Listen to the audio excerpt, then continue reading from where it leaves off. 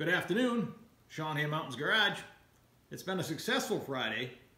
Another project has risen up from under my bench, from the scrap pile. A transmission overflow tank, catch can, puke tank, whatever you want to call it. It's an important safety item, even for a street car, especially with a turbo and a trans brake. The last thing you want is overheated fluid coming out the vent under pressure and spraying on the exhaust system or under your tires or on even ruining the track surface wherever you are. Things went pretty well. It was a pretty enjoyable afternoon. I love the big bandsaw. I'm getting more comfortable welding aluminum. Despite the fact I've been dabbling with it for 15 years, I never spent a lot of time doing it. I think I've covered that plenty. Recently, with lots of help from a lot of my subscribers, thank you. I've come a long way. I've got a long ways to go, but I'm building projects for myself out of aluminum, and they're not really anything to be ashamed of. Are they perfect? Nope. But you got to start somewhere. Another fun part of this project is I had everything. I had to hunt for it, and in the process of hunting for it, I found other things that I forgot I had. Kind of a win too. Frustrating at times. For instance, I knew I had a 1/8 pipe metal vent, and I'm pretty good at putting like things in like places in little plastic shoe boxes everywhere. You've seen the background of my videos. That's my organizational system. I know I have a box specific to that type of stuff. And in that box should have been that little vent. But, like a genius, I had put it with the rear end parts instead. It's technically a rear end vent. I found a couple more in there. But not an 1/8 pipe metal one with a cap like I wanted. So it worked out in the end. Here we go. This is what happened. Step 1, sand the aluminum. It's the most efficient way I have to clean it. Other than maybe blasting it, but I believe this is faster. Probably comes out cleaner. A little bit of personal protective equipment. Let's do it. That looks better. Now time for a little bit of engineering and cutting. So I have about 3 inches to play with. And if I make this 3 inches by 9.5, it's obviously larger capacity than making it 2.5. 2.5 with the brackets is going to put it just about even. If I go a full 3 inch, it's going to hang a little bit below, but the straps for the transmission shield also hang below. So an extra 1/2 inch isn't a deal killer. If I go 2.5, I can make my end caps out of the extra piece. If I go 3 inch, I'll make the end caps out of that piece. Now I just got to flip a coin and decide. I mean, 2.5 by 9.5 is still a lot of liquid. I'll probably go 2.5. How many people at home are just saying, split the difference? 2 3/4 it is. That way I can still get my end caps out of that. Let's cut. All cut and deburred and cleaned. These thick pieces I've decided just to make my own bungs. So probably 2 holes in that one. That'll be the drain in that hole. I still digging out of my box of spacers. And I can shorten the spacers if I have to. I'm glad I shortened the depth a little bit. I think it'll be okay.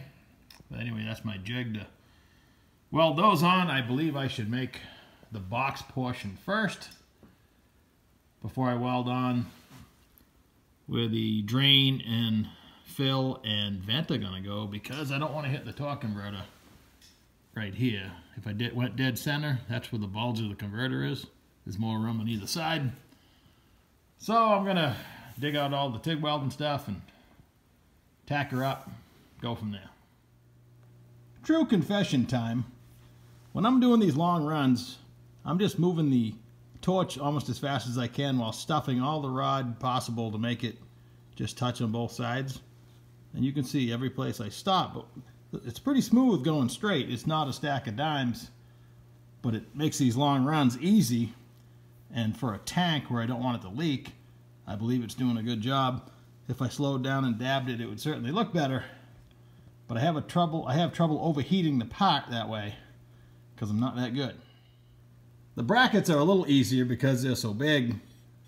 You can do a better job of just kind of dabbing it, but it doesn't take much to overheat it. That's overheated right there, and it starts getting that look. That's kind of shiny. It's hard to tell, but it actually doesn't look too bad for me. And same with these. I'll just get a little more comfortable. I overheated over here. But the front and the back are okay. I wished I had to separate my vent and inlet. This is going to be the inlet.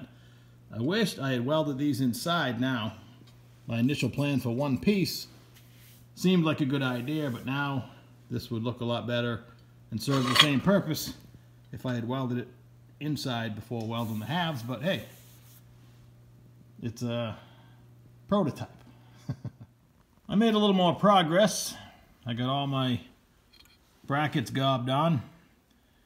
I let the whole thing cool off and then went to do this one, and it welded funny until the whole thing got really hot, which is a clue that I should have preheated it, because that's a pretty thick piece of metal. Combined with that, you're welding almost a ½ inch.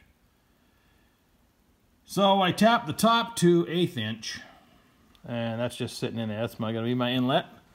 I found this in my transmission stuff, and it had not really an eighth pipe thread, but I ran a die over it, and it's in there. And I like this style because water won't enter. It'll be as likely to enter like it would with this style. That's just a brass screen. So I went with that. I thought about, and probably still might, put a 90-degree fitting and run an air line out under the middle of the transmission in the back. But this will suffice for now, and I think I'm going to use a radiator drain. I drilled that as low as possible, so it's up out of harm's way, and it makes it easy to check when you're under the car doing stuff. So I went ahead and welded one end cap when I welded the rest of this junk on. And now I can weld this end cap because I have vents here. If you tried to weld that with the whole thing closed in, it would blow your puddle out every time you try to finish it. So that's my plan. Weld the end cap on. I'll be back. Shield your eyes. It's all bedazzled now. I tried to slow down welding this end cap on to get a few more ripples, you know, but it still goes pretty fast. And it highlights your mistakes.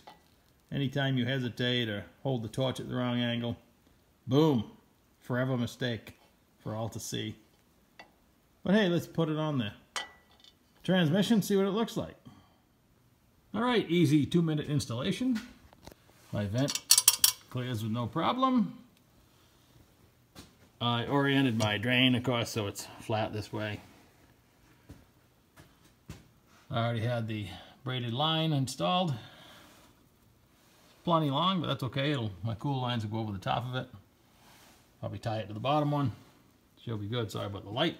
I just want to make sure you can see it. Sometimes it's dark under here with the fluorescent lights on the ceiling. So I found a use for this light that I don't use making my videos.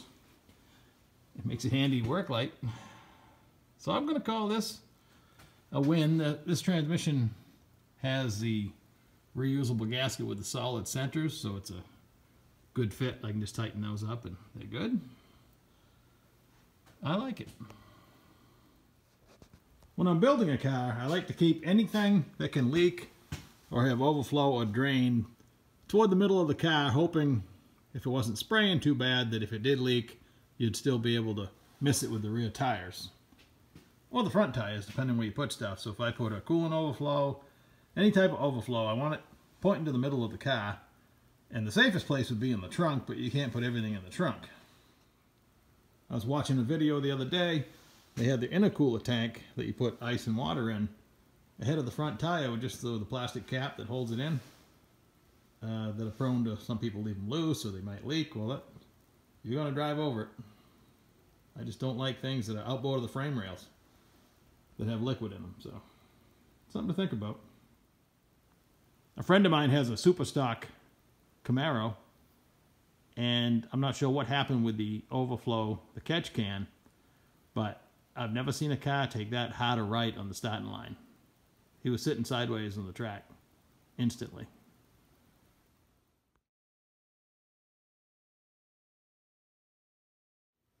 This project went a little better than the engine puke tank, If I welded 99 more catch cans in a row, I'd probably improve my skills. I don't know the next time I'll weld aluminum. I'm sure I'll forget half of what I did. Heck, they're halfway through the project, I stopped and went back and had to teach myself how to do it again. But the learning curve was shorter, and I guess that's what it's all about. Fortunately, on the 72 Nova, I have lots more things to build, so I get lots more practice. In steel, anyway. I'm kind of looking forward to that. It'll be like a pleasant vacation after living through a harsh winter of aluminum. Like, share, subscribe. Thanks for watching. Catch you next time.